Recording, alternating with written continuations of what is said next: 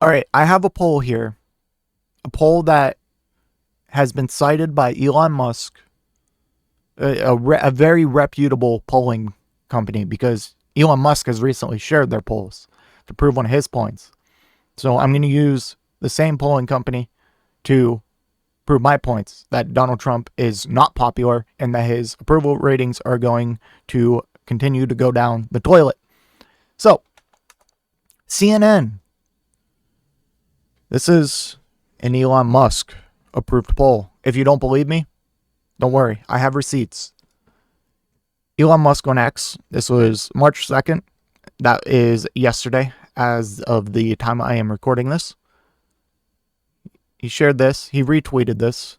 Zelensky damaged himself severely in the eyes of a public. Just a fact. Just a fact. And then down here is the evidence we have here. What is this? What is this? CNN. Oh. CNN. So CNN is a legit polling company. And I've had Republicans in my comment section tell me that CNN is not legit and that their polls mean nothing. So I'm just citing Elon Musk. He seems to use this evidence of a CNN poll. Whole video, in fact, by my favorite pollster here. And he says it's just a fact. Okay? That's all I'm saying. So let's get into this. CNN poll. Public remains negative on Trump ahead of address to Congress. The American public's view of Donald Trump's presidency and the direction he's leading the country is more negative than positive just ahead of his first formal address to Congress since returning to office, according to a new CNN poll conducted by SSRS.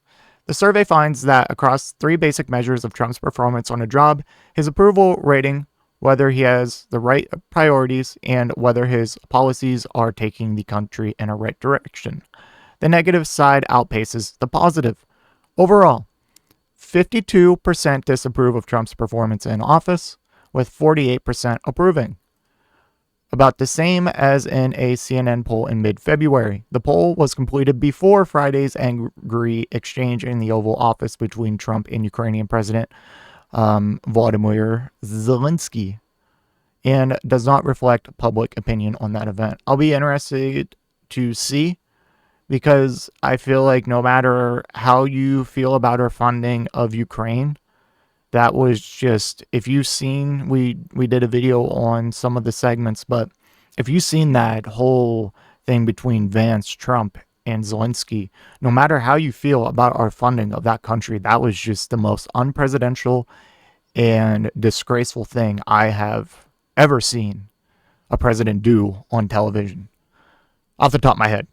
There could be something else. That's just off the top of my head.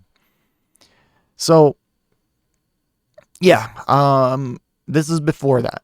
Trump continues to be broadly popular with Republicans, 90% of whom approve of his handling of the job, and unpopular among Democrats, 90% disapprove.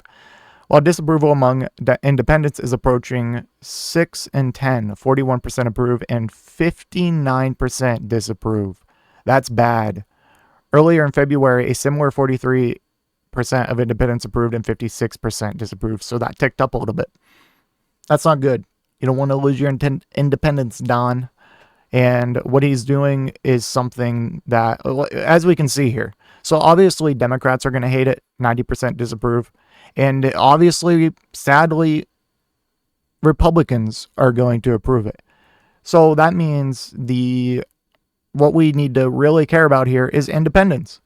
And independents are like, everything he's doing is like, it's like 101 how to lose the independent vote.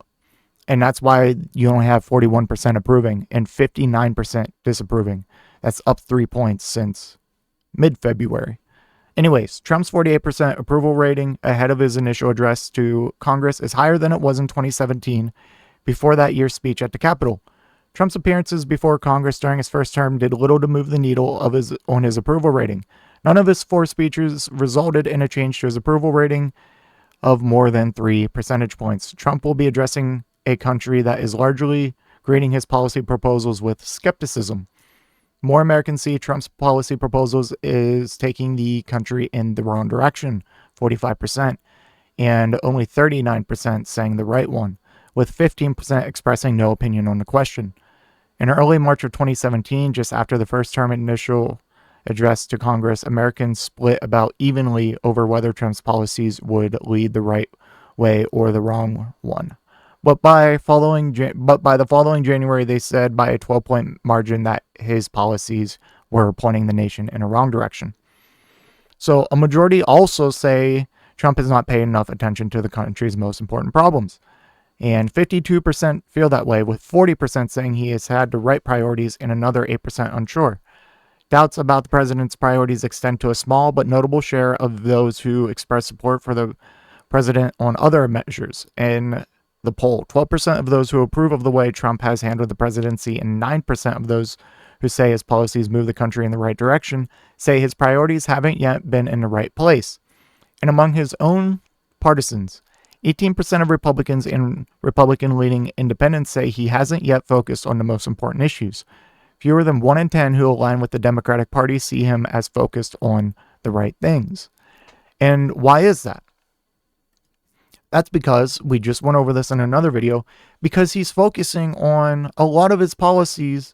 His entire agenda is about ending wokeness, which I don't even think 90% of Republicans can define, ending all semblance of DEI, just attacking mainly trans people. We've seen that with an executive order saying there's only 2 genders, and an executive order banning gender affirming care from, like, government support of gender affirming care. Only women, and no trans women in women's sports, and all that stuff. Okay. And his other biggest agenda is obviously border security, and that he's been deporting, and he's been doing stupid stuff like changing the name of the Gulf of Mexico to the Gulf of America. And back to the LGBTQ trans stuff. He banned the pride flag. I almost slipped there. Almost slipped and became a Republican. Banning the pride flag from federal buildings and directing another crackdown on trans people in the military. I went over this in a video I just did today, but that's my point. Like, what are you doing to lower prices? Or if not lower prices, what are you doing to improve wages? Nothing. So, and all these tariff wars, threatening tariffs, that's not going to lower prices. That's going to raise prices. So it's no surprise here why the country is leaning the way it is. And I feel like, and this is only his, like, we're in his second month. We're going to look at Biden's in a second, but man, he's going down fast compared to even Biden. So demographic trends and views of the president have largely held steady since earlier in the month. Overall, Trump's approval ratings remain deeply underwater among younger adults. 41% of those 18 to 34 approve. Hispanic adults, 41% approve. And black adults, 28% approve. Women break sharply negative, 57% disapprove and 42% approve. While men generally approve, 54% of men approve. Wow. What are you doing? What are you doing, guys? What are you doing? 46% disapprove.